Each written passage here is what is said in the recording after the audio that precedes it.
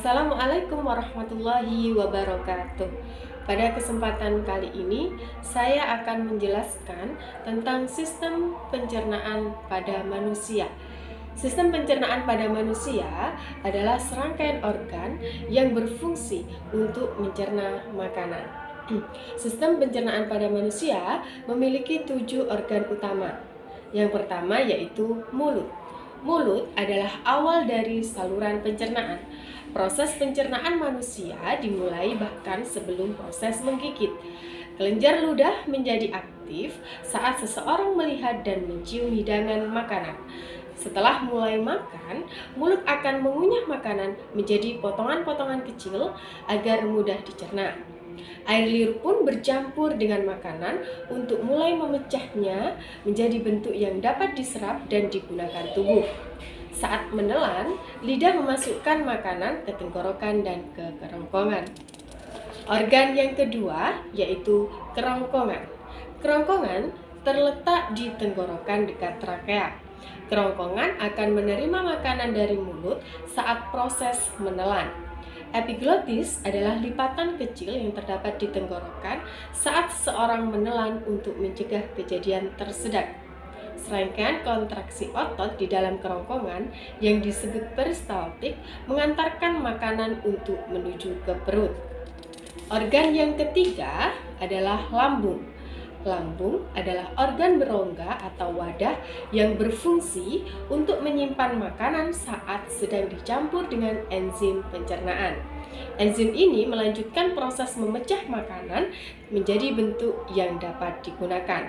Sel-sel di dalam lapisan lambung akan mengeluarkan asam kuat dan enzim kuat yang bertanggung jawab untuk proses pemecahan makanan. Ketika makanan sudah diproses, sisanya kemudian dilepaskan ke usus kecil. Organ yang keempat yaitu usus halus. Usus halus adalah tabung berotot sepanjang 22 kaki atau sekitar 8,25 meter yang berfungsi memecah makanan menggunakan enzim yang dilepaskan oleh pankreas dan empedu dari hati. Pada usus halus terdiri atas usus 12 jari, usus kosong, dan usus penyerapan. Ketika bagian usus tersebut akan bekerja bersama-sama untuk menyelesaikan pencernaan makanan agar menjadi bagian-bagian kecil yang diserap ke dalam pembuluh darah usus. Di dalam usus halus, makanan mengalami pencernaan secara kimiawi dan penyerapan sari-sari makanan. Organ yang kelima yaitu usus besar. Usus besar adalah tabung berotot sepanjang kurang lebih 1,82 meter yang menghubungkan usus kecil ke rektum. Usus besar antara lain terdiri dari cecum, kolon ascendens kanan, kolon transversum melintasi, kolon descendens kiri, dan kolon sigmoid yang terhubung ke rektum. Usus ini bertanggung jawab untuk memproses limbah yang tersisa dari proses pencernaan. Limbah atau kotoran dilewatkan melalui usus besar dengan cara peristaltik. Pertama dalam keadaan cair dan akhirnya dalam bentuk padat. Organ yang keenam adalah rektum. Rektum adalah ruang lurus 8 inci yang menghubungkan usus besar ke anus. Tugas rektum adalah menerima tinja dari usus besar dan mengirim sinyal ada tinja yang harus dievakuasi atau dibuang keluar dan memegang tinja sampai evakuasi terjadi.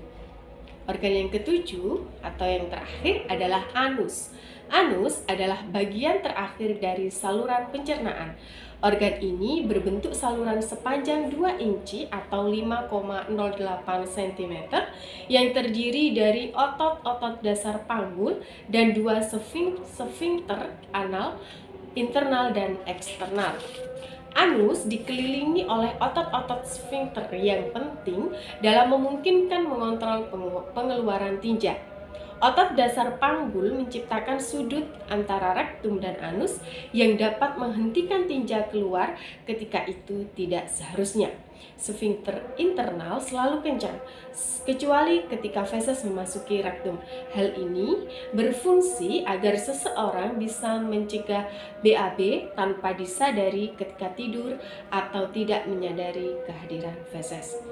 Demikian adalah penjelasan dari sistem pencernaan makanan. Nah, sekian dari saya. Saya akhiri. Wassalamualaikum warahmatullahi wabarakatuh.